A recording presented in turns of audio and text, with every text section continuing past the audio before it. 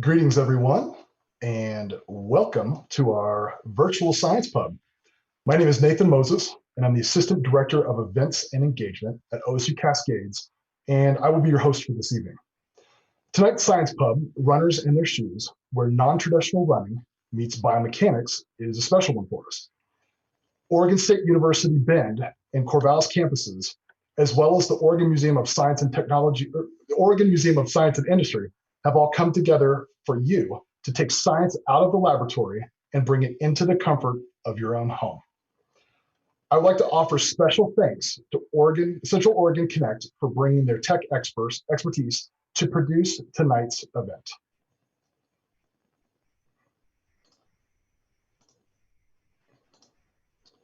So what we're going to do tonight is, before we introduce our speaker, who will join us live at the end of the presentation, let's talk a little bit about the audience participation. So we are going to be incorporating for audience participation tonight an app called Mentimeter.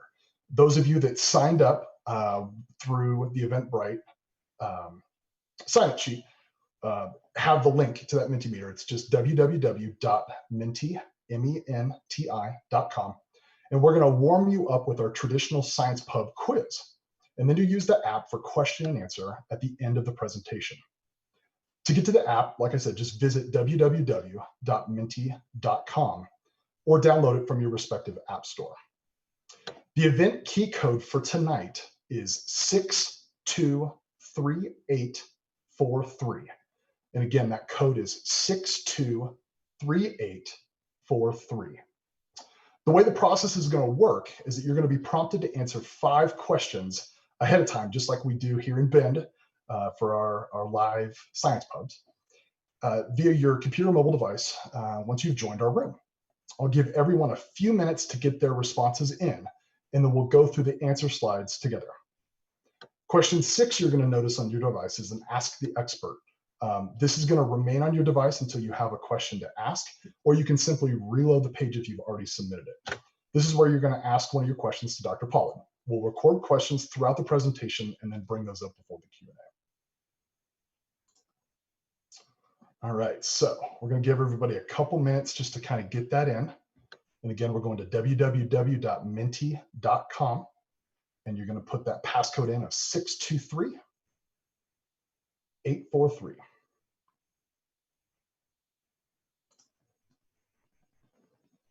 Okay. So those of you, you should be starting to answer some questions for us. Going to be 5 questions related to tonight's topics.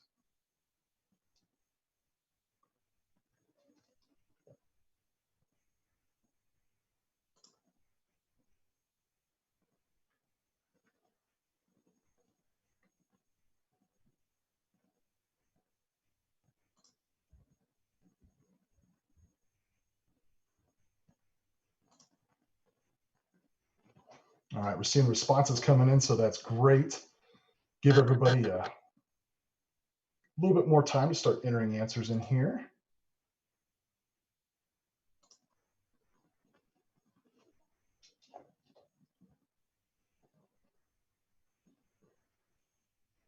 Okay, so going with the first one here. First question is, the first documented footwear dates back 10,000 years and was found in the state of what?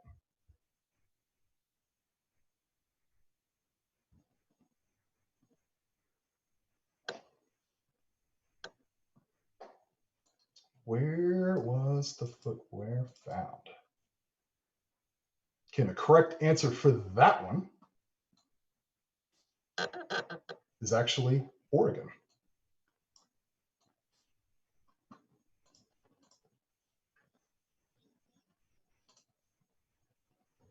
Okay, let's go question 2.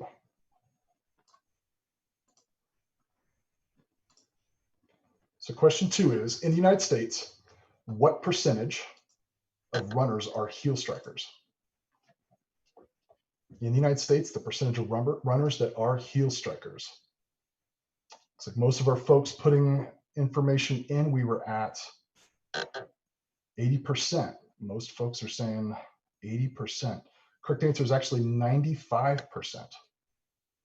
95%.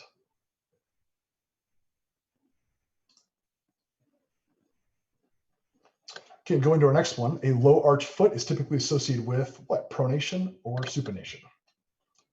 Correct answer is pronation, for those of you that put that in there. Pronation.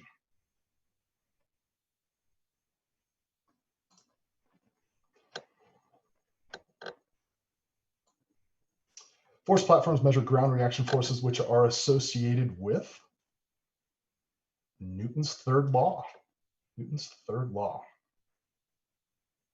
Okay.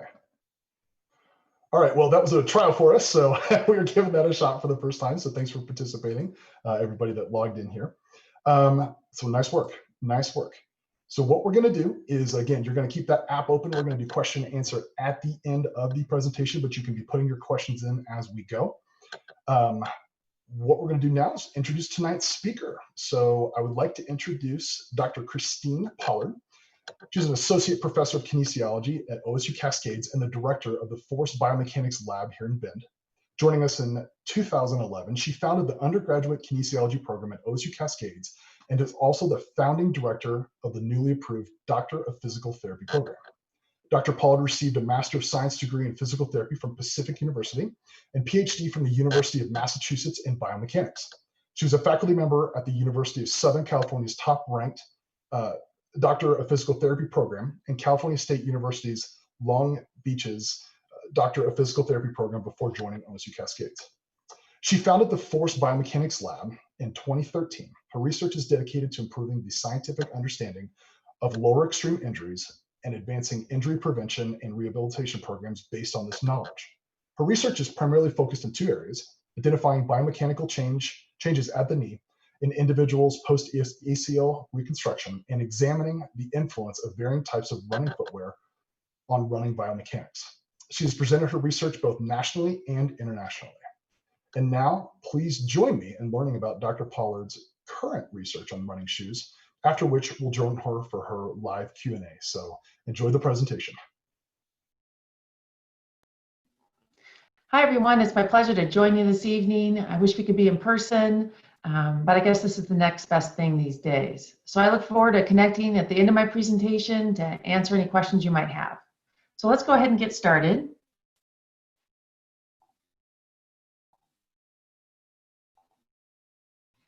Okay, so my talk tonight is about runners and their shoes, where non-traditional running footwear meets biomechanics.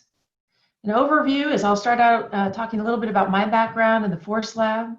We'll touch on the history of running footwear, footwear biomechanics, and then dive into some of the non-traditional footwear, including minimal shoes and maximal shoes. So my background is I went to PT school here in Oregon at Pacific University back when there was only one PT school in Oregon. After PT school, I worked for a bit and then went and got my PhD in biomechanics at University of Massachusetts. Graduating with my PhD, I then went to University of Southern California's DPT program. I worked as a postdoc for about a year, and I transitioned into an assistant professor position for about 6 years. From there, I moved up to Oregon to take the position here at OSU Cascades in Bend, Oregon. Initially, I started their kinesiology program for undergraduates, and with that, we built the Force Lab. And the research I'm presenting today came out of the work we've been doing at the Force Lab. So the Force Lab is actually off campus in a large orthopedic center, which is called the Center. And the lab is actually in the Therapeutic Associates Physical Therapy Clinic. So you can see it here. Here's a runner running through the lab. In the floor, there are 2 force plates, which we'll be talking more about today. And then there are 8 infrared cameras hung from the ceiling, which allow us to do 3D motion analysis. So my current major project is building a Doctor of Physical Therapy program at OSU Cascades. So we've went through all of our approvals last year. We are officially starting a program in fall 2021. And this will be the first PT program that is at a public university in the state of Oregon. So we're super excited about that. The PT program will be housed in a new building that's being built right now, and we'll have a new biomechanics lab, a large ex-phys lab, a cadaver lab, some really specialized treatment classroom spaces. Okay, so let's get on to the talk. Runners and their shoes. Well, the focus of today will be talking about what we've learned about maximal type shoes and minimal type shoes. And before we do so, though, we need to really go back in history just a little bit to talk about the evolution. So it wasn't that long ago that cushioning was introduced in the running shoe. So it was really in the 1960s is when they started placing a little bit of cushioning in a running shoe. And in 1964 is when Phil Knight and Bill Bowerman founded Blue Ribbon Sports. And this is where the things really took off in adding that cushioning component to the running shoe. So the running shoe started to look different. And then what happened about the same time is in 1962, Bill Bowerman wrote the book Jogging. And at that time, many people started jogging for exercise or jogging for fitness. And here's just some examples in old Sports Illustrated, running for women. But essentially, most people at that time, they didn't consider jogging as a method of fitness. And then we had millions starting to jog for fitness. And what happened, so that was really in the early 70s. And what happened is then they saw a rapid rise in injuries related to that jogging.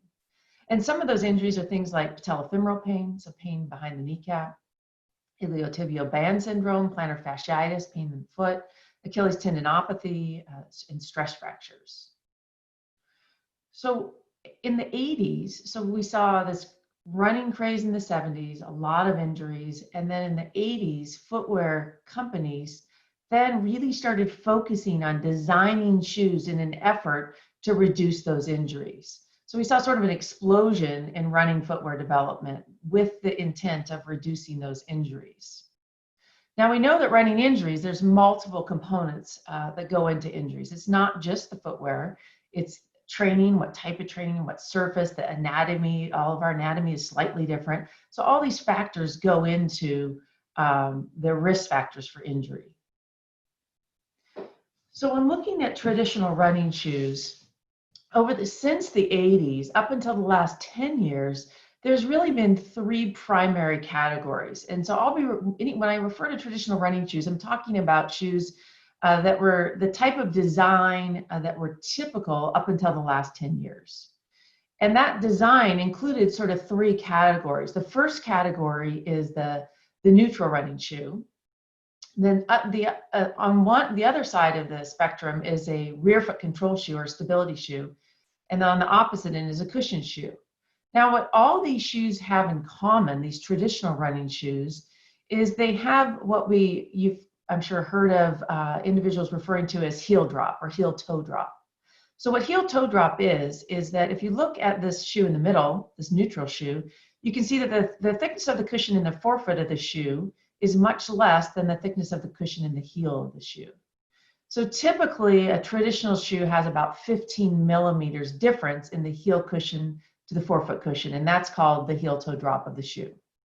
All these traditional shoes up until the last 10 years had some amount of heel toe drop, on average about 12 to 15 millimeters. Some had slightly more. The intentional design, a traditional neutral shoe, its design was for someone that had a relatively neutral or normal foot structure. The rear foot control shoe or stability shoe, you can see this little dark area. This is on the inside of the shoe. This reflects a material that's probably a little more rigid or stable. And this is designed for someone who overpronates.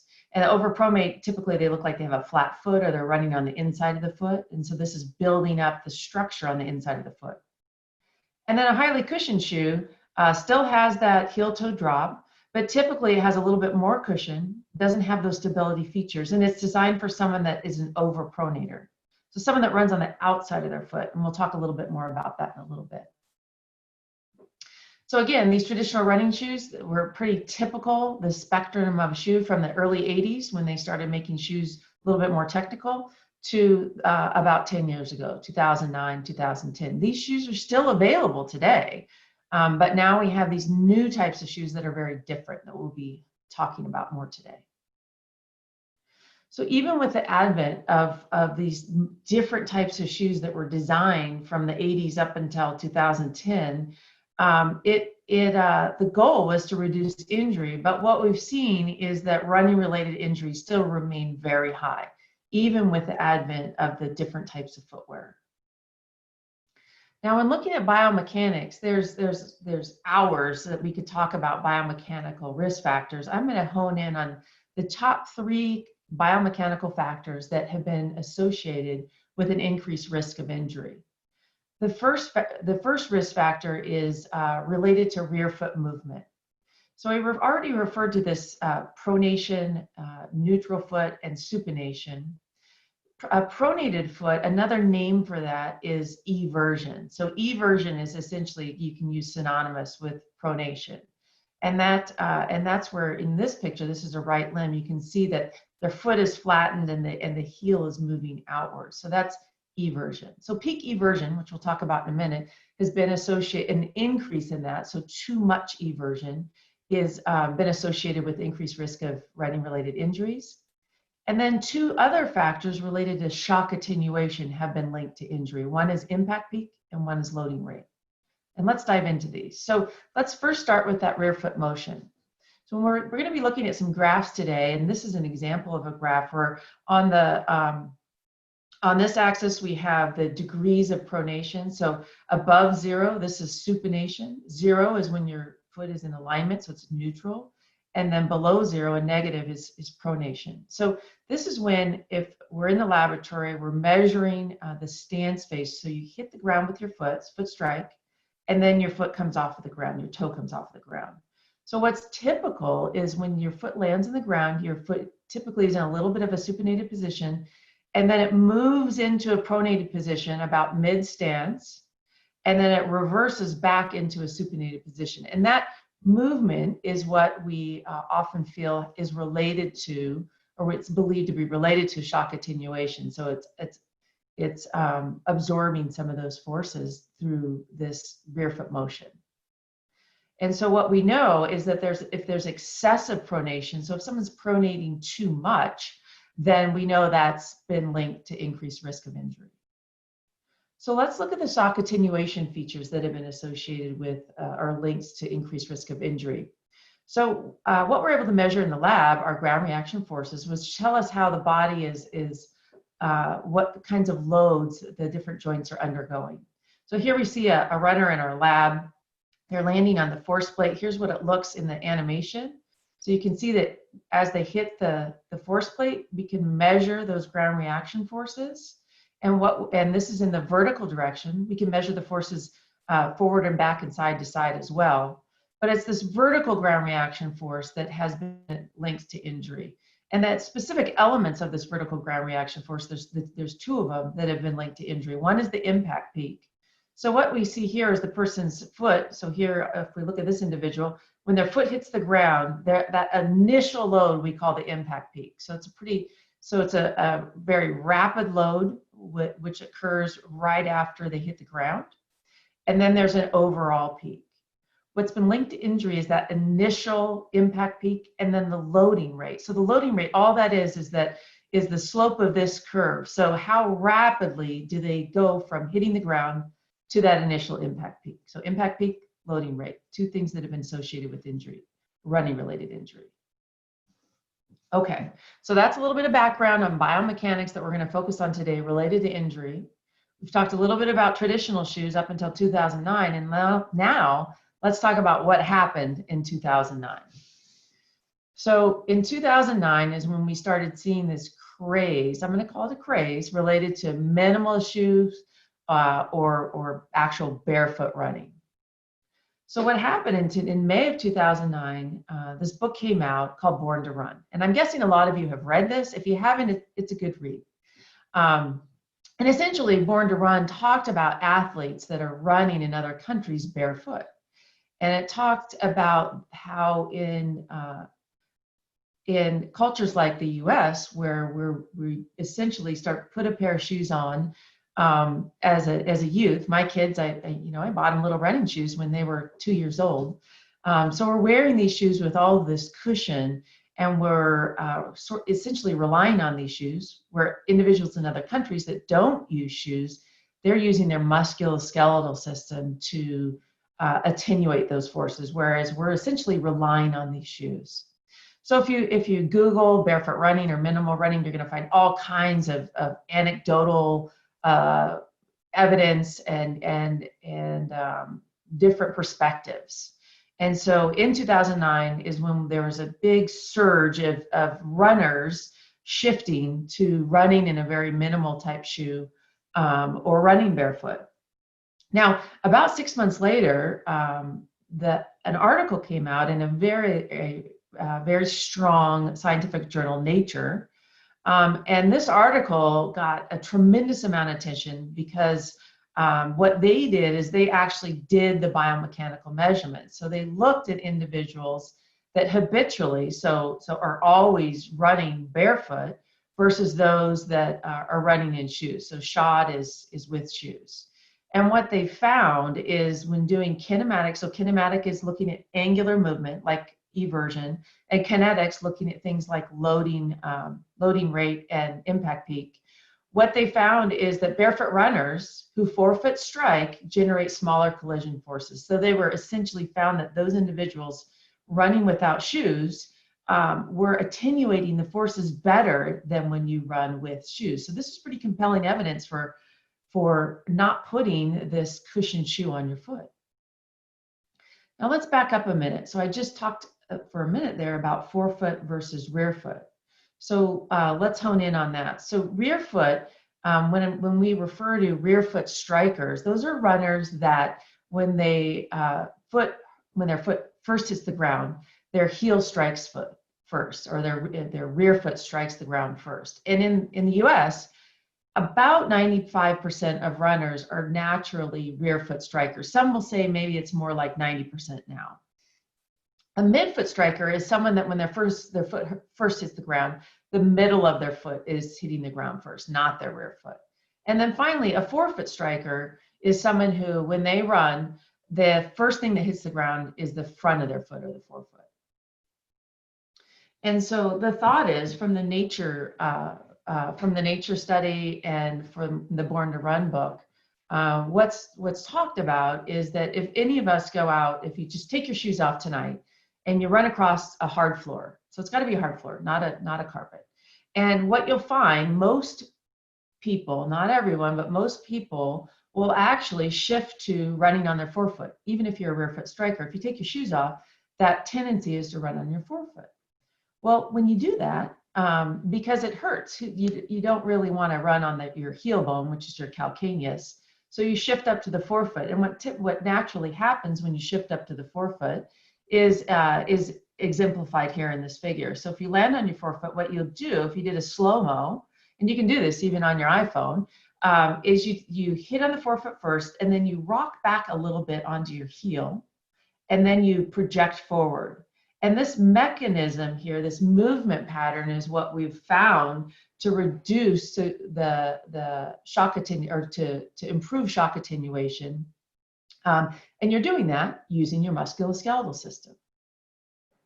Okay, so let's go ahead and combine these two things. So this is someone who's a rear foot striker. Here's that vertical ground reaction force. So they're hitting the ground here, and then this is toe off. So what we see is a rear foot striker with almost everyone you bring into the lab. If they're a rear foot striker, we get a vertical ground reaction force that looks like this, and it has this very distinctive impact peak. We know that this impact peak and this loading rate getting to the impact peak has been associated with injury. Now, if you run truly on your forefoot, then what we see is that forefoot runner, that impact peak goes away. So that was that compelling case for if you run on your forefoot, then we would expect this impact peak to go away, and this could be reducing your risk of injury. Okay, so in 2009, 2010, that's where there was a lot of runners that transitioned to the minimal type running shoe. What we saw all these different running shoe companies that came out with different types of minimal shoes. The Vibram 5-finger was one of the initial very popular ones. But now you see there's all different kinds of minimal shoes out there. And in the early 2010 to 2015, this is where we saw this sort of explode. With minimal shoes, it's a bit tricky, especially when interpreting the research, because there are so many different types. The Vibram Fine Finger has really essentially no cushioning. It's just a rubber outsole. If we look at this New Balance shoe, we see there's a little bit of cushioning, but when we talk about that heel toe drop, there's no drop from the heel to the forefoot, but there is a little bit of cushioning in there. And then if we look at a Nike Free, I would tend to not even call that a minimal shoe, but some will call that more of a minimal shoe. So from here forward in the talk, I'm going to refer to a true minimal shoe as something that's equivalent to the Vibram Five Finger or any type of minimal shoe that essentially has no midsole cushioning whatsoever and no drop. So when talking about what a minimal shoe is, there's essentially, it's a reduction in midsole thickness, so very little cushioning or no cushioning, very little drop or no drop. The heel counter, so the back of the shoe, essentially there's no heel counter or very little heel counter and no stability elements to it. So let's look at the research on minimal type shoes. And there's more and more research, but it's still pretty limited because it's still, even though these were introduced in 2009, 2010, research does take time. And so what we do know, just to hit some of the highlights, is we do know that a true minimal shoe is, when it comes to shock absorption, it is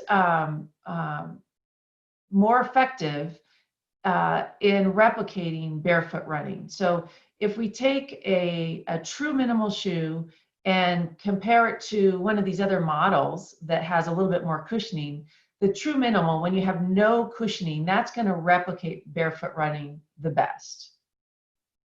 We've also learned that runners may not automatically adopt the forefoot strike pattern when transitioning to a minimal shoe. So if we take our shoes off and we run across the room or go for a run, we typically will run on our forefoot. It's sort of a protective mechanism for our calcaneus. But if you put on a minimal type shoe, it doesn't necessarily, even if it's a true minimal, it doesn't mean you're automatically going to adopt that forefoot strike pattern by putting that shoe on. You very well may not adopt that forefoot strike pattern. Okay, so several authors in the past 5 years, or several investigators in the last 5 years, have found that running in a minimal shoe actually increases the loading of the lower extremity compared to a traditional shoe. So the thinking was, if you start running in these minimal shoes, you're going to transition to forefoot. By transitioning to forefoot, you're going to rely more on your musculoskeletal system to attenuate the forces. Therefore, we would expect to see a reduction in that vertical impact peak and a reduction in the loading rate. And in fact, multiple studies have found that just by putting on a minimal shoe and running, we don't actually see that. And so what happened was, and you can see this was in 2013, so people were really excited about these shoes. Everyone not everyone, but a lot of people started running in them. And then by 2013, we started seeing that barefoot running shoes can lead to injury. And a strong study came out in the British Journal of Sports Medicine in 2014 that found that 3 months after switching from a traditional running shoe to a minimal shoe, the study participants had a 2 to 3 times as many injuries compared to runners who stuck with the traditional shoes. So around 2014, 2013 is when we really started seeing the effects of this surge of people shifting to minimal shoes. The types of injuries that we were seeing in people that switched to minimal shoes are Achilles tendonitis, plantar fasciitis, and stress fractures, particularly in those metatarsals. So this brings us to transitioning. And I found this Runner's World back in 2010. They actually had an article talking about transitioning to minimalism, and they were referring to minimal shoes. And what happened was people got excited about this craze. They went out, they bought a pair of Vibram Five Fingers or something very minimal, started running in them right away. They got injuries. So the problem here was that in order to successfully run in a minimal shoe, if you've run your entire life, if we've got a 35-year-old who's been running since they were in high school in a traditional shoe and they go to a minimal, well, their foot musculature hasn't ramped up to what it needs to be able to attenuate those forces. So the other soft tissues took up the load. Things like bone and tendon and fascia were getting injured because they didn't have adequate musculature to withstand those forces. And so that's where we get to transitioning. And we could spend a whole day talking about what we've learned about what the proper transition is. And what I mean by that is what's necessary to go from running in a traditional shoe to running in a minimal type shoe. And that transition, there's lots of recommendations out there. So what I thought I'd do for tonight's talk is just hit some of the highlights of what we know and about transitioning. So we know that transitioning to a minimal shoe does involve risk. So if you decide, I'm going to start running in a minimal shoe tomorrow, there's a lot to learn before you do that. And there's numerous transition programs. Some key elements are not going too fast. And the time of that transition, there's not one set recipe for everyone. A lot of it depends on the individual and their anatomy and their musculature and their types of training. And then another common theme for transition programs, a major recommendation by many, is to start getting accustomed to a minimal shoe for just daily walking activities. So before you start out running, just walking, and I'm doing that right now through the pandemic when no one's paying attention to how my footwear. I've been wearing a pair of minimal shoes, a true minimal shoes every day, just for everyday activities, playing with my kids, and getting my foot accustomed. And I actually can feel the difference in the musculature. I can feel it working some of the muscles in my foot that it's not normally working because I run in a traditional shoe. We also know that strengthening is key to a successful transition. The gastric soleus is an important muscle, but also the intrinsic and some of the extrinsic foot muscles are very much not accustomed to being strengthened in a culture where we're wearing footwear most of the time. Okay, so what we do know, so that's sort of an overview on transitioning, and we could talk more about that in another forum. What we do know is that for those that successfully transition to running in minimal shoes, true minimal shoes, there's been several really neat studies in the last few years that have found that results in an increase in muscle volume, and that's in the muscles of the foot. So here we see in the foot, we have a lot of muscles, and the intrinsic muscles are the muscles that start in the foot and end in the foot. So these are all intrinsic muscles. And this is a habitually shod runner. So this is someone that always runs with running shoes. And this is a typical foot. And if you look at individuals' feet in the US that are runners, they typically look like this. Now, let's look at a habitually unshod runner's foot.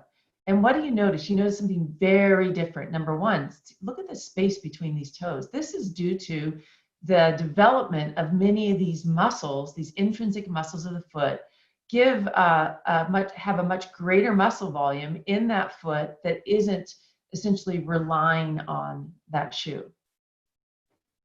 So is it for everyone, running in a minimal shoe? Well, it's a really debated topic. I would say now that we're in 2020, these are much less popular than they were in the early, 10 years ago, 8 years ago, because a lot of people didn't transition properly and had a hard time. You've got that 35, 40-year-old that has been running a certain way for 20 years. It's hard to transition out of that. So it's definitely debated.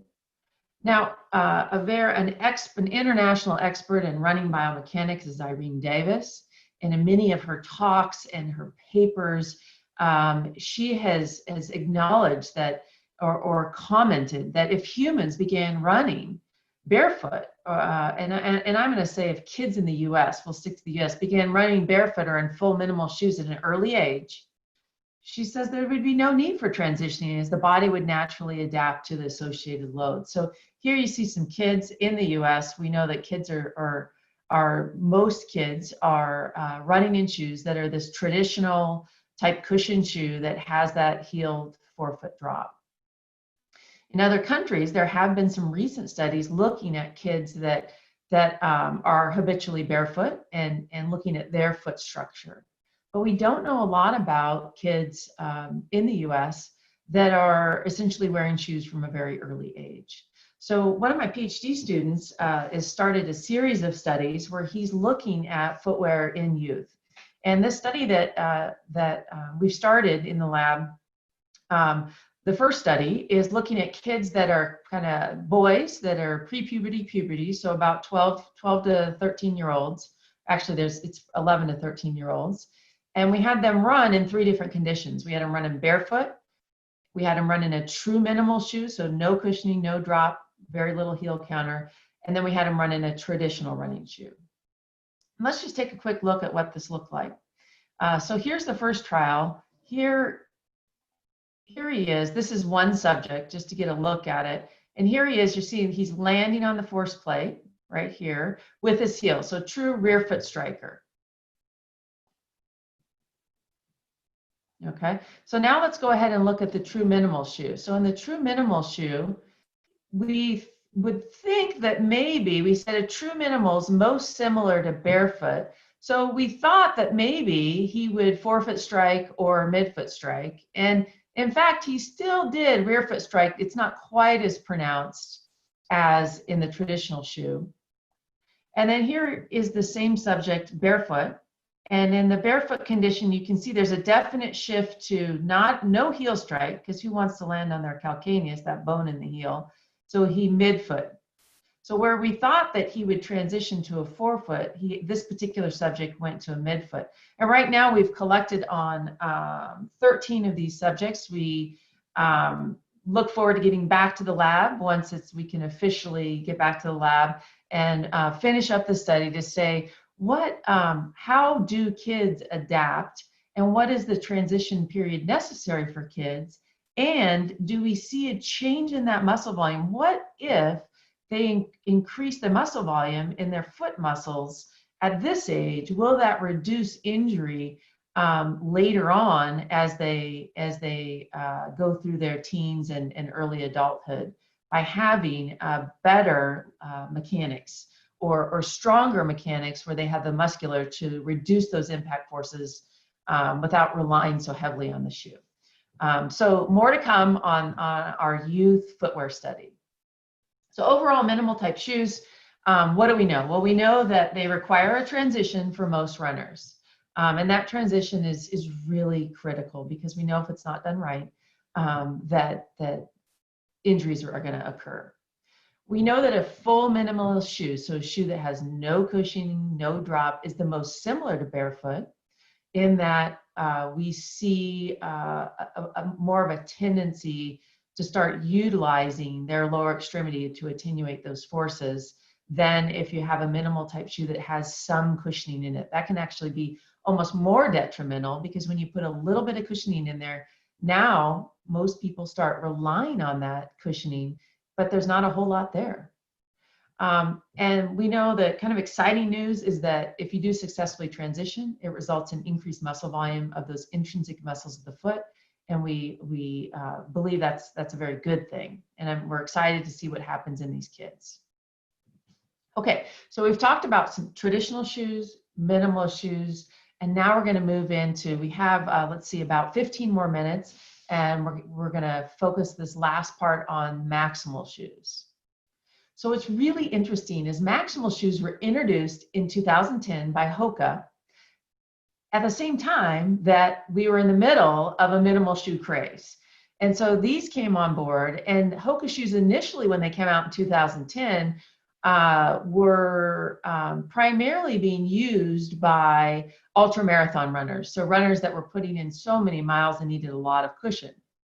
Now, what happened is if you look at this New York Times article dated in 2015, so even though they came out in 2010, it was in 2015 that maximal shoes got more popular and more attention. New York Times article, forget barefoot, because around this time is when we started seeing all these injuries and people that weren't transitioning properly to barefoot or minimal type shoes. The new trendsetter in running shoes is cushioning. So we've got two ends of the spectrum, minimal, and now we're going to the opposite end where we're saying, let's see what happens if we have all of this cushioning between the foot and the surface, the running surface. By 2016, so Hoka came out with the first models in 2010. By 2016, this article highlighted 15 different Maximal type running shoes on the market. So most running shoe companies came out with some version of a Maximal type running shoe as they were getting popular 5 years ago. So what's the concept behind these Maximal shoes, other than they're really distinctive because they look very different with all this cushion than a typical running shoe? So the distinguishing features are, the main distinguishing feature is that there's much more cushioning in the forefoot of the shoe, and there's very little heel to toe drop. So we see a lot of cushioning in the heel, but we also see a lot of cushioning in the forefoot. So there's not a lot of drop. So that's one feature that's similar to a minimal type shoe. And both a minimal has very little to no drop. A Maximal has a very little to no drop, but the Maximal has a lot of cushion throughout that midsole. So the users are a wide range of runners these days. They are popular among individuals that have knee OA. So I can't tell you how many people we've seen in the lab and in the clinic that have kind of a classic example of someone who might be in their 40s, who've had a knee injury when they were younger, has knee pain. And they've reported to us that when they wear these Hokas, when they hit mile 2 or mile 3, where they typically have knee pain, with the Hokas, they don't have knee pain. So we got very interested in looking at biomechanically, what are these shoes doing? The thought is, and I love this ad because they have all these marshmallows and it says, "Hello, sweet cushion." And the thought is that if you put all this cushion under the foot, that will help attenuate the forces. So when looking at research, what do we know about these shoes? Well, there's a lot of reviews out there. So you can learn a lot, read a lot about anecdotal evidence, runners' subjective stories. But when it comes to actual research, there's less than 15 peer-reviewed scientific articles out there. So I'm sure in the next 5 years, we'll see more research. But because these really essentially haven't been around, have only been around 10 years, and only been in popular and used by many types of runners for the last 5 years, we just don't have a lot of research. So that's my goal today, is to talk to you a little bit about some of the research that we've done. Our first study was in 2018, and this was actually one of the first studies. I think it may have been the first, but another study came out right about the same time, looking at biomechanics of the Maximal running shoes. So I'm going to talk about a couple of these studies and what we've learned from them. So this first study, let's go through it. The purpose was to examine the influence of a Maximal running shoe on lower extremity running biomechanics before and after a 5K run compared to a traditional neutral shoe.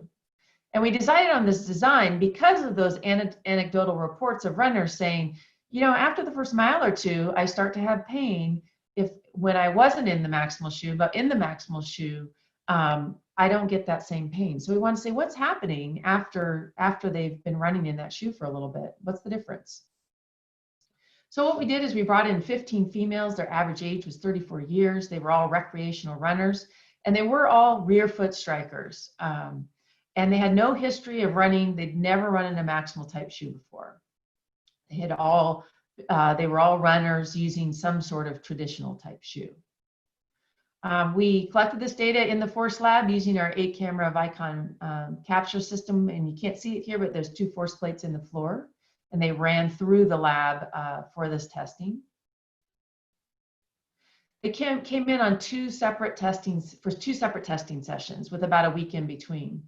We did the exact same thing, but for one session, they participated in the Maximal shoe, and that was a Hoka Bondi 4. And the other testing session was in a traditional shoe, and we used the New Balance 880 as our traditional neutral type shoe. So when they came in, for motion analysis, we put on these reflective markers, and from these reflective markers, we're able to create a 3D model of their system, of their skeletal system. We had them run along this 10-meter runway in the lab. You can see in this photo the 2 force plates. They ran at a self-selected pace for all trials, and we collected 5 good trials. Right after they completed their first set of trials, so we got those 5 trials of their running biomechanics, we had them get on a treadmill, run a 5K at their average running pace. And then right after they finished their 5K, they got back into the lab. The treadmill was actually right next to the lab. They went back into the lab, and we captured their 3D biomechanics again while running in the lab. What we were interested in, the variables of interest are the 3 variables that we've talked about today. And that is peak eversion. So did they have excessive eversion in one shoe versus the other? And then impact peak and loading rate. So what we found, this is loading rate before the 5K run and loading rate after the 5K run. And we found that running the 5K made no difference essentially in loading rate. Things were the same, but both before and after the 5K, we saw an increase in loading rate in the maximal shoe condition versus the neutral shoe condition. When looking at impact peak, we essentially saw the same thing. There was no difference in the way they ran before the 5K versus after the 5K. And in both situations, they had increased impact peak in the maximal shoe compared to the neutral shoe. And I'll be honest, this is not what I expected. I actually expected that we would see the opposite. I thought all of that cushioning, we'd see a reduction in the impact peak and the loading rate, the 2 factors that have been associated with injury. So the initial thought was more cushion equals a softer ride. And in fact, so that we thought we'd see a reduction in shock attenuation. And in fact, what we saw is that it didn't equal a softer ride. We saw increases in those vertical ground reaction force. And our thinking is that it may be that they were relying more heavily on the shoes to attenuate the forces. So these people were relatively new to the shoes. They'd never worn a Maximal shoe. When they put it on, most of them commented, wow, this feels so cushioned. And our thought was, well, maybe because it felt so cushioned, they were relying more on that cushioning, therefore not attenuating the forces as well with this heavily cushioned shoe. Now, we didn't see any difference in that pronation or eversion between the 2 conditions. So based on that alone, our conclusion was that running in the maximal shoe may actually predispose runners to injuries based on what we were seeing. But our concern after that initial study was that the maximal shoe was novel. It was right out of the box. And maybe what they're doing initially isn't really a representative of a more habitual use of this shoe. So our question was, what happens after they get accustomed to the shoe? And so that takes us to our follow-up study that was published in American Journal of Sports Medicine last year. So let's talk about that follow-up study. For this study, the purpose was to examine the effect of a 6 weeks transition to maximal footwear on running biomechanics. And we brought in, these were different subjects, so this is really the year later. We brought in 20 subjects, and in this one we had 14 females and 6 males, average about the same age, 34 years old. They were all recreational runners, and again, they were all rear foot strikers and had never run in a maximal type shoe. So for this study, what we did is we brought them into the biomechanics lab, did a testing session in the maximal shoes, and we also tested them with a traditional shoe. And then we sent them out to run in that shoe and complete a transition program for 6 weeks. Then we brought them back to the lab and did the same type of testing. So our procedures for biomechanics testing sessions 1 and 2, so initial testing and then 6 weeks later, we brought them into the lab, used our same 8-camera motion capture system. We had the 2 shoe conditions, the Hoka Bondis for the maximal shoe, and then the same traditional shoe, the New Balance 880s. Now the transition program is what we decided to do is when they left after their first data collection session, week 1, we asked them, they recorded in a journal We asked them many things in the journal, but essentially we asked them to run 20% of their normal mileage in the Maximal shoe week 1. Week 2, increase it to 40, week 3, 60, week 4, 80, and then weeks 5 and 6 of the transition program, they were running 100% in the Maximal type shoe.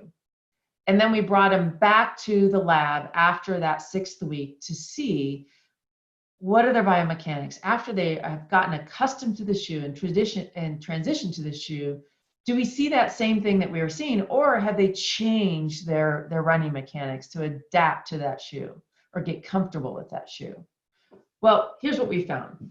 When we brought them in the first time, there was no surprise. We saw the same thing we saw in the previous study, just different group of subjects. We saw that in the Maximal shoe, they had an increased loading rate and an increased impact peak compared to the traditional shoe. So then we brought them, they went out to the transition program, we brought them back for a second testing session, and guess what? We also saw, and I was surprised by this, we also saw the increased loading rate in the Maximal shoe, increased impact peak. So even though they went out and ran in them for 6 weeks, they still were running in a way that's suggestive of increased risk of injury. So our thought was more cushion equals a softer ride initially. But in fact, again, even after a 6-week transition, more cushion amplified those impact loads.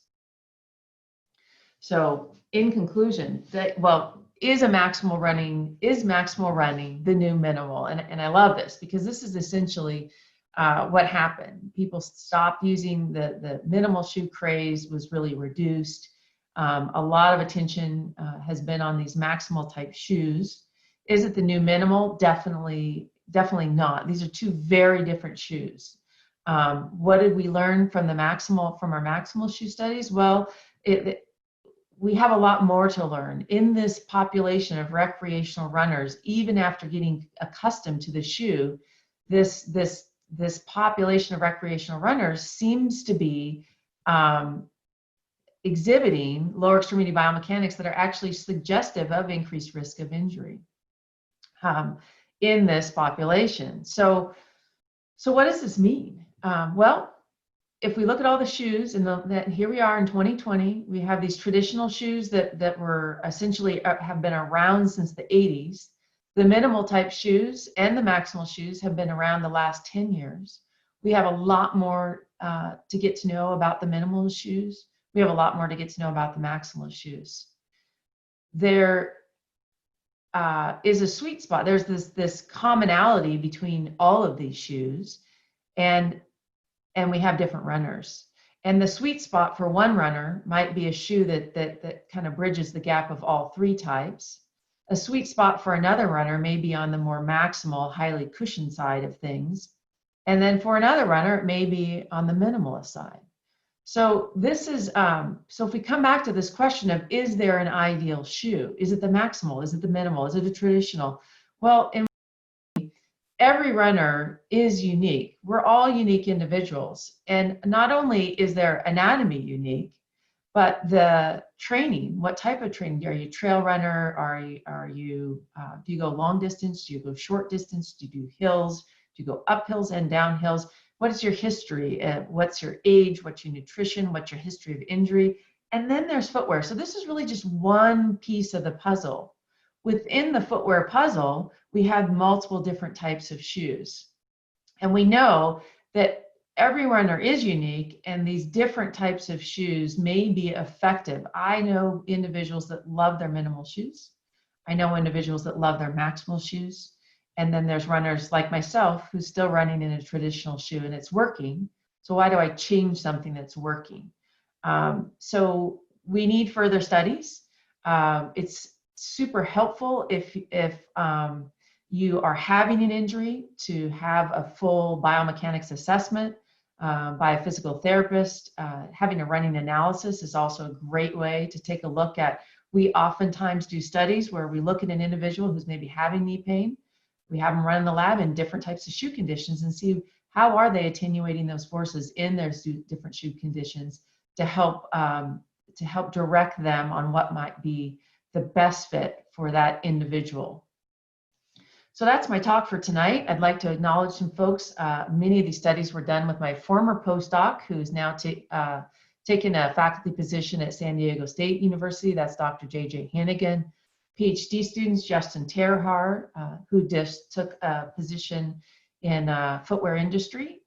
Andrew Trout, who's my current PhD student, who's doing the study on the youth footwear. And then what's a great thing about OSU-Cascades is we have a lot of undergraduates that are very involved in these research projects. So I've named a handful of them who were involved in these particular projects. And finally, our Force Lab partners who have worked closely with us to make these studies possible. Okay, here's a nice, for those of you who are not local, this is a favorite running trail just 7 miles away from campus at Dillon Falls, and Ben's a great spot for the running enthusiasts. Thank you so much. I look forward to answering any questions that you might have.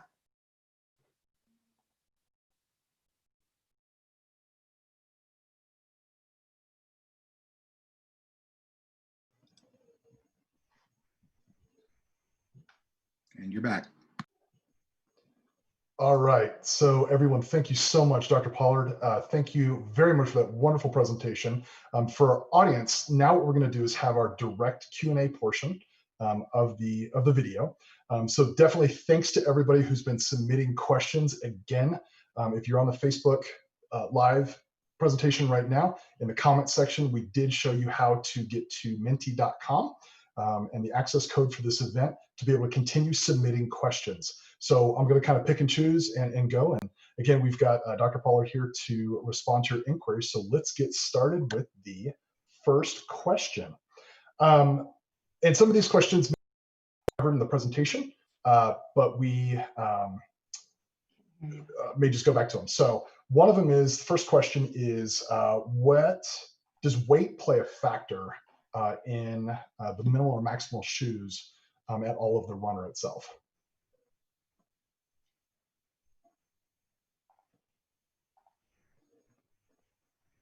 Nathan, I can't hear you. Okay. A little technical issue, everybody. Hold on.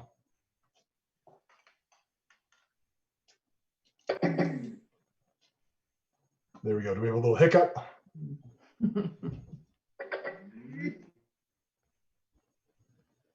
I can't hear you all of a sudden.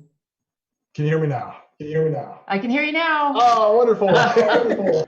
I don't know what happened. I'm so sorry. Okay. No, that's okay. So the first question that came through was, does the weight of the runner impact the way in which the maximal or the minimal shoe functions for them? Yep, absolutely. Okay, sorry about that glitch, guys. That's was unplanned for. So the weight of the runner can absolutely have an impact, and we actually took a look at, in some studies we've done in the lab, we've tried to get at that question of, is how people respond to a maximal shoe, and we've done some minimal shoe studies as well.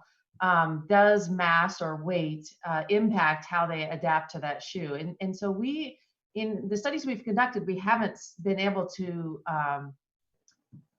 find an association between weight of the runner and adapting to a shoe. Now, just biomechanically, what we know is that if someone is transitioning to a minimal type shoe and they have a larger body mass, that musculoskeletal structure is going to have to be strong enough to attenuate those forces. So if someone that's lighter might in fact have a easier time transitioning to a minimal type shoe. Maximal type shoe, I would suspect that maybe that cushioning would be helpful in attenuating the forces, but we haven't been able to show that quite yet. We might just need a larger study looking at a variety of body types. So great question. Excellent. Next one up, orthopedic shoes versus minimal or maximal. Kind of what's the differentiation between construction and is there a difference between the orthopedics and the minimal? So I guess my question would be, which is going to be hard to ask that viewer, what they're referring to when it comes to an orthopedic type shoe. So an orthopedic shoe, when I think of as a physical therapist, if I put my physical therapist hat on and I think of an orthopedic shoe, I'm thinking of a shoe that's oftentimes prescribed for walkers and runners, and I'm guessing it's someone that's interested in walking, and maybe comparing that to a Maximal type shoe, because that is oftentimes the question.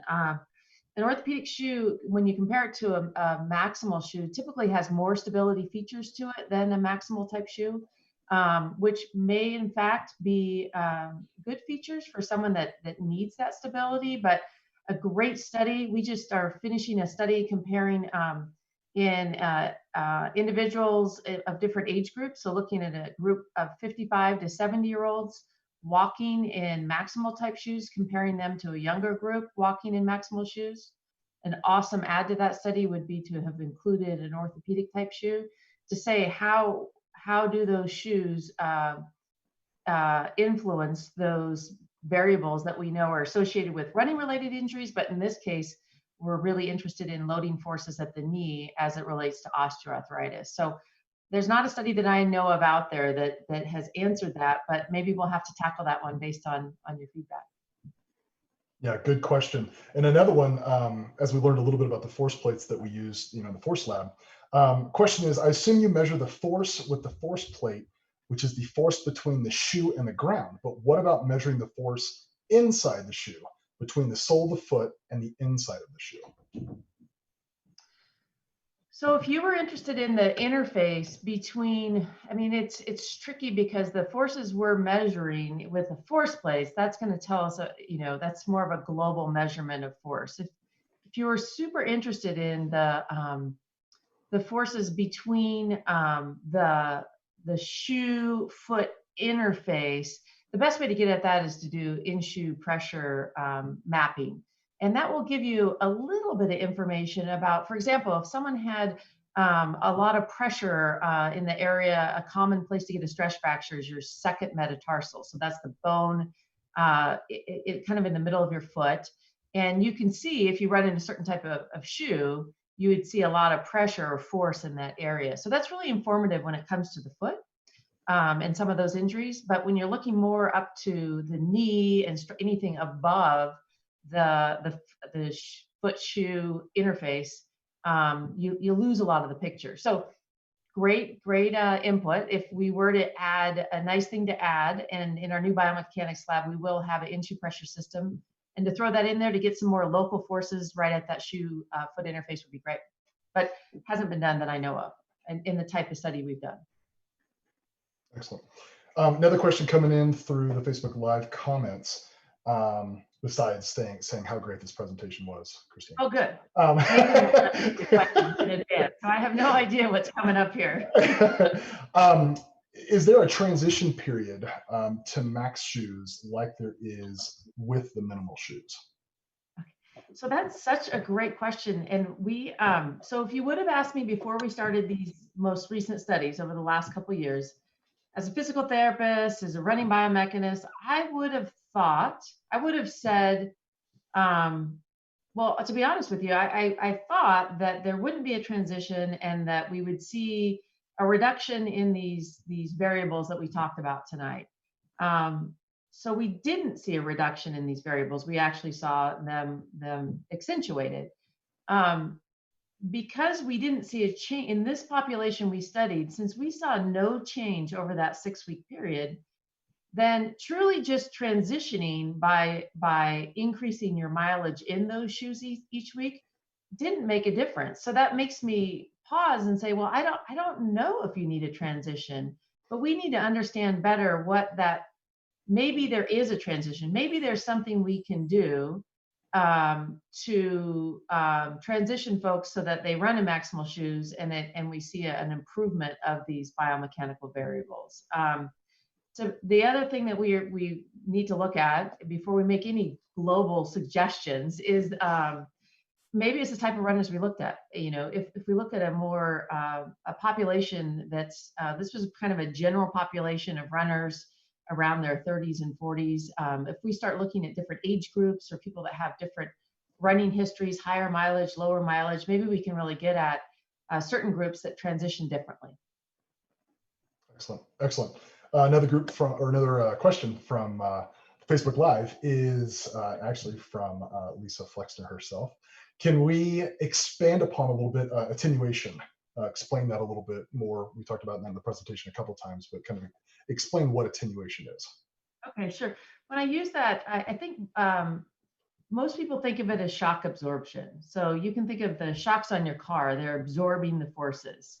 And so the thought is that back when they started putting cushioning in shoes, it was because all of these people were getting excited about running and all of a sudden we're having injuries. So we can't put springs under the feet, but let's put this cushion with this material that has sort of spring-like behavior.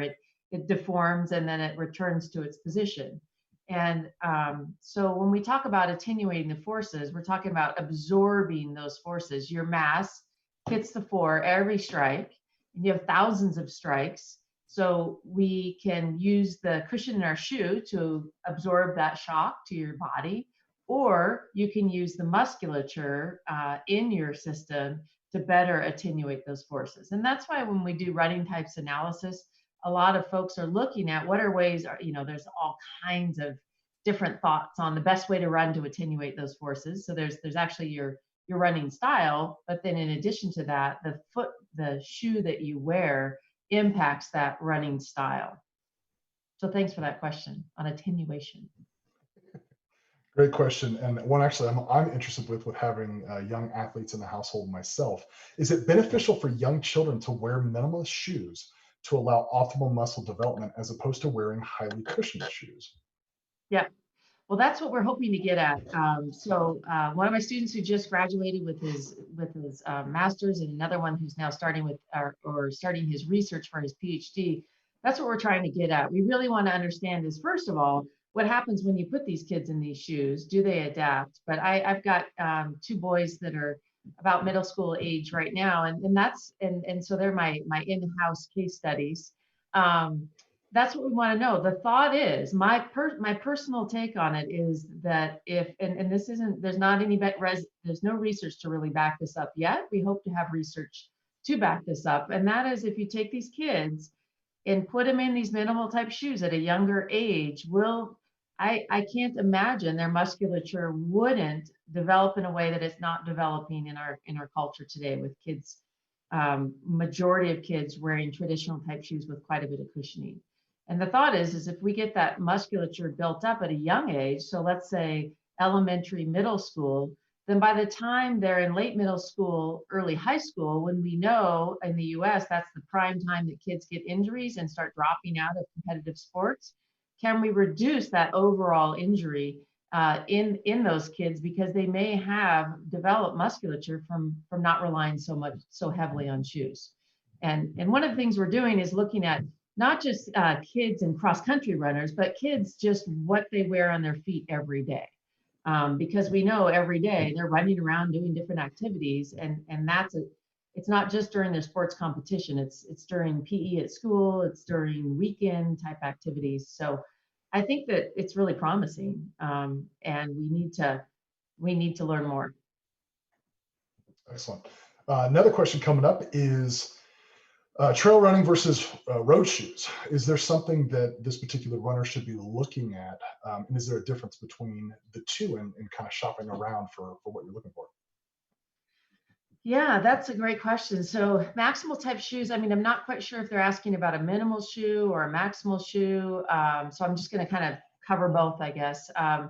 Typically in the maximal type shoes, initially, there wasn't such a distinctive trail shoe, but there's a trail maximal type shoe that has a little bit more rigorous outsole, so the bottom of the shoe, and it has a little bit more stability in it than the non-trail shoe. When it comes to minimal shoe, a minimal shoe is a minimal shoe. I belong to a barefoot running group on Facebook and kind of keep track of that group that successfully runs on trails all the time in their true minimal type shoes. So they're kind of the ones that it's worked for them. And so I think when it comes to minimal shoes, I would just caution anyone, if you're talking about transitioning to a minimal shoe, if there's different consequences of running in a minimal shoe on a trail versus on the road. So on the road, you have a much flatter surface, so you're not relying on the musculature on the inside and the outside of your leg for stability as much as on a trail where you have uneven surfaces. But on pavement, the vertical ground reactions, those forces are going to be much greater because the ground is softer. So there's, as you can see, there's all these different components that are part of the puzzle to your structure, your strength, your age, your history, and the types of surfaces you're running on and the amount that you're running. So I wish we could have one solution for everyone, but it's really individualized. And that's where I encourage everyone to be thinking about all these elements as you decide what might be best.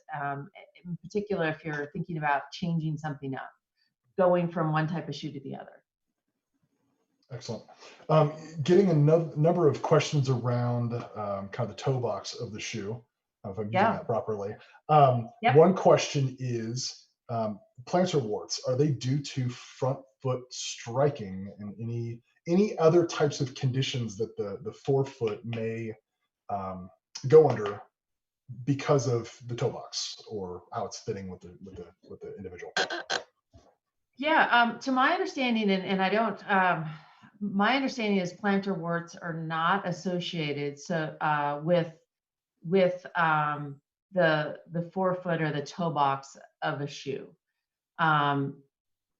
If someone has plantar warts, that's a common area to get them because that part of your foot is in contact with the ground, which makes it more problematic, particularly when you're running with a shoe that doesn't have a whole lot of cushioning in the forefoot. But I will bring up this topic of toe box is actually one I didn't even talk about tonight because there's a whole nother generation of shoes out there these days that have a wide toe box and zero shoes, which is a popular, it's what I showed in the kids study, the zero true minimal shoe. They have a very wide toe box, and the thought there is that it keeps your foot less constrained so that you can have the freedom to develop that musculature. So toe box is another feature that we didn't even get to tonight, but it's one we need to talk about. I don't know, and I could be wrong, but I'm not familiar with the increased incidence of plantar warts associated with toe box shape, but I'm not sure on that one. Okay, great. Let's see. One other question: can the foot strengthen with minimal shoes to help fallen arches? Oh, that's a great question. Can the foot strengthen? So if someone as a physical therapist, if you hear that term fallen arch, so that person, when they're standing on the floor, they really don't, you can't slip your fingers under the medial side of their foot. It's flattened to the ground. So sometimes there's a flat foot that's rigid, meaning that they cannot possibly get that foot off the floor. But what I will do with patients or runners, if you sit on a chair and you can look down at your foot and see, well, is my arch flattened in a seated, unweighted, mostly unweighted position? And if it's flat in that position, that tells you, okay, that thing is really flattened out. It's not just the mass of your body standing over that foot that's flattening it. But let's say that it's flattened out in the seated position. You stand up, it remains flattened out. But then can you actively lift your arch up using your musculature? And if you can do that, that's a really good sign that with strengthening, you can get that arch to be stronger and to rise off of the ground with a considerable amount of strengthening. Now, if someone stands there and actively can't get their arch off of the ground, then we need to take a closer look and say, is it because it's rigid? Something's not allowing it to move. The bones have fused or become so immobile that we can't get them to move?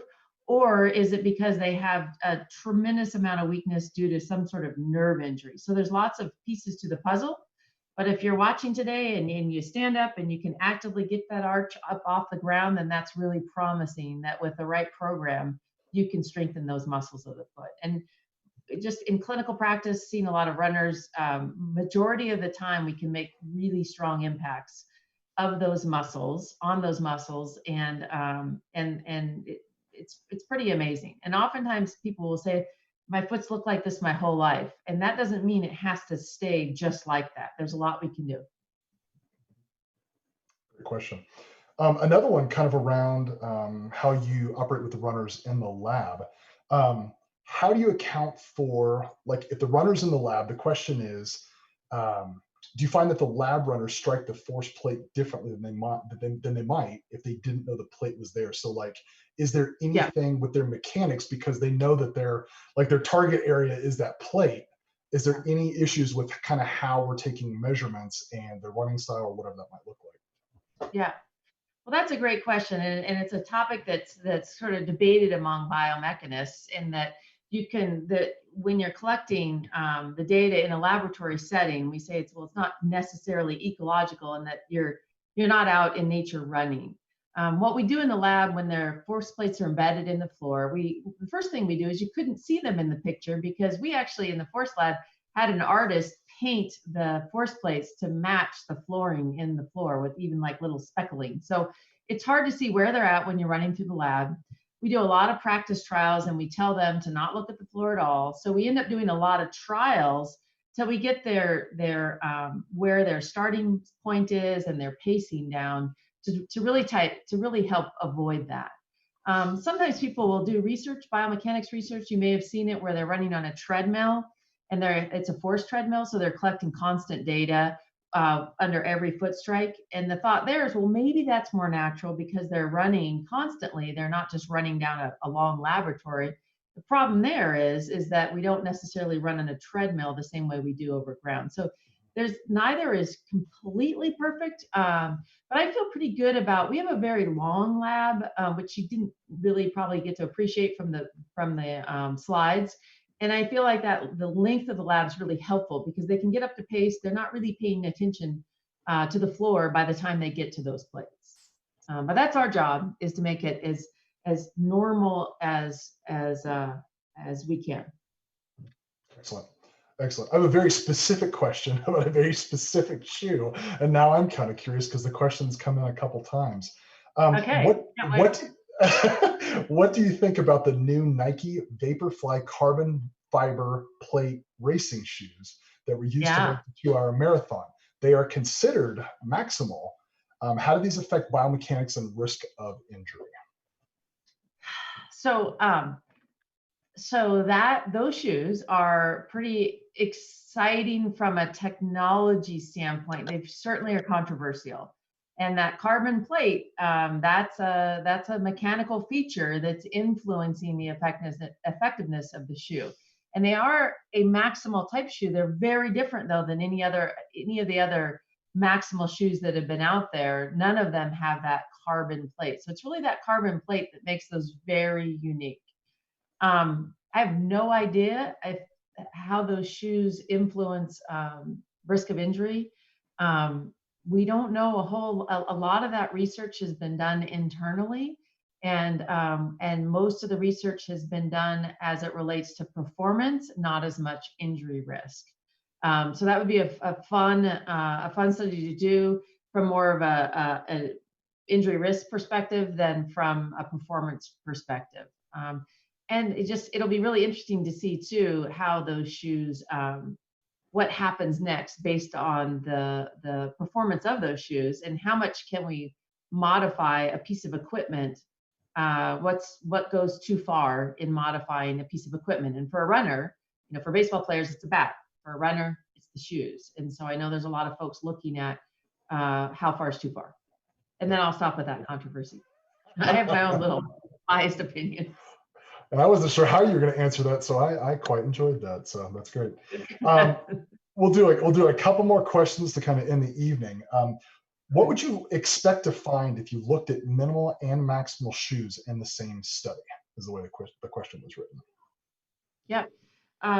So we've done one study, an early study that came out pretty recently. It was actually one of the ones that was a part of that New York Times article, and I'm just going to back up and say for that particular study, we used a different Maximal shoe than we did in the other two studies. So we found similar findings on the Maximal shoe front, and on the minimal shoe front, we found what we anticipated, and that is, so if you take a shoe right out of the box, and don't give them a transition. It was a true minimal shoe. The runners had increased variables, ground reaction variables that would be suggestive of risk of injury. The Maximal type shoes also had some increased variables. Now, we looked at people that are used to wearing a traditional shoe. So that's where it gets tricky, is we didn't send them.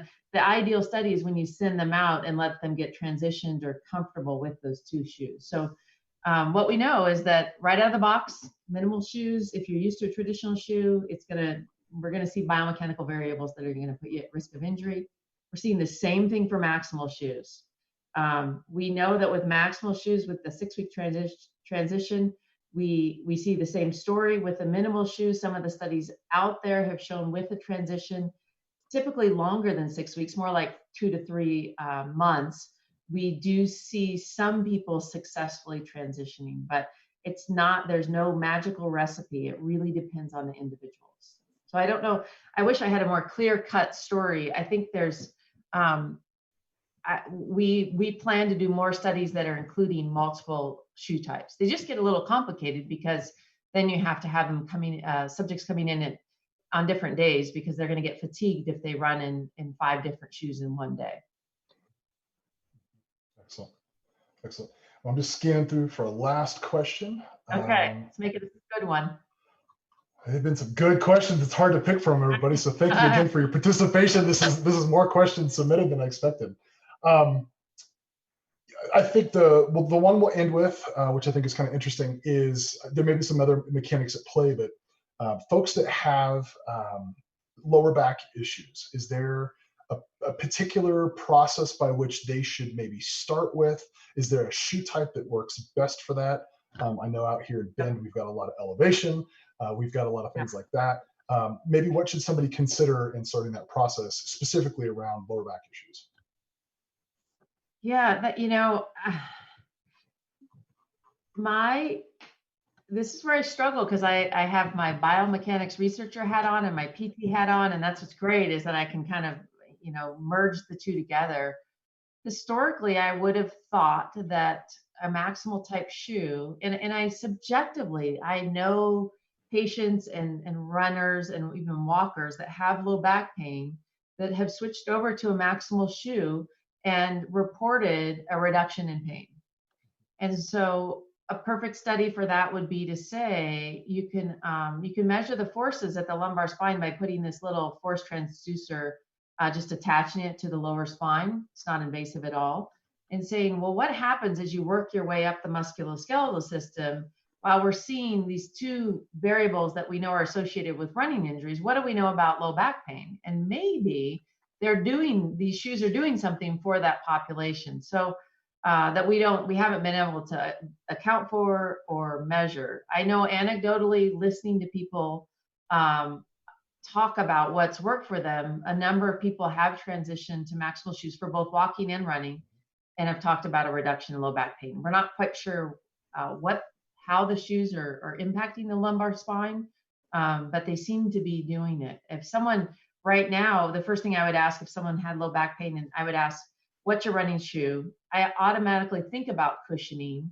And I also look at their lower extremity musculature, and look at and mass is a factor, and training and duration, and uphill, downhill. So there's all these factors that I would want to consider before we start talking about what the right shoe might be. Now, in the ideal world, you come into a biomechanics lab and we do a running analysis and do it in 4 different shoe types, and immediately see what shoe is reducing the forces on that lumbar spine, and then do some strengthening and bring it back, and then see what the subsequent forces are after we've done some strengthening. So I hate to say it, but it's a little bit individual. I would steer away from going from a traditional shoe to a minimal shoe if you're having low back pain. I would not go down that path initially, unless you're being heavily supervised by a PT, a physical therapist that is as well regarded in this area. Excellent. Well, again, everyone, thank you so much for your questions. Christine, The time with you tonight was fantastic. Thank you so much for that presentation and then giving You your bet. time this evening to answer some of these questions for our viewers. So again, I'd give you a round of applause if we were in a big group. It should have more impact, but I know we had a lot of happy viewers tonight. So again, just want to say thank you for that. Absolutely. It's my pleasure. And anyone's can find me at OSU-Cascades or Force Lab. And you're welcome to email me and ask me questions if you want to have follow-up discussions. I'm more than happy to. Excellent. And thank you all for kind of bearing with us for some of our technical things as we kind of figure this out. But we will have the videos posted to our YouTube live channel and our Facebook live channel for OSU Cascades, and we will get them distributed out to other of our partners. So again, huge thanks again to the different teams that put this together, Terra Magazine, the Science Pub from OSU Corvallis, our own OSU Cascade Science Pub, OMSI, and then Connect Central Oregon for their work tonight on the production. So thank you all again, and we'll see you next time for Science Pub. All right. Thank you. Bye-bye, everyone.